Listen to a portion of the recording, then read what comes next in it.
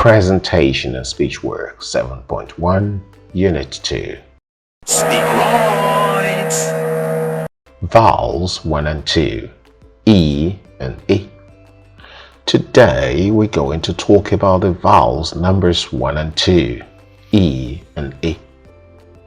E is a monophthong, or what some will refer to as pure vowel. It's called a monophthong because it's one symbol with one sound. It's a long sound. You can tell it's long from the length mark. E is generally spelled with the following letters: E in me, LE in phoenix, EI in receive, EE in see, I in machine, EO in people, EA in beat, IE in field.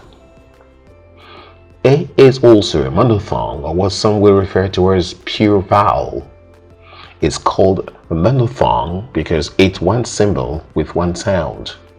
It's a short sound. We say it's short because the symbol does not have a length mark. A is generally spelled with the following letters: I in bed, UI in build, Y in links, E in receive, EY in money, A in village. Now let us contrast the two sounds. Listen and repeat. E, E, E, E, E, E. Can you think of some words that contrast the sounds? Let us look at some word examples.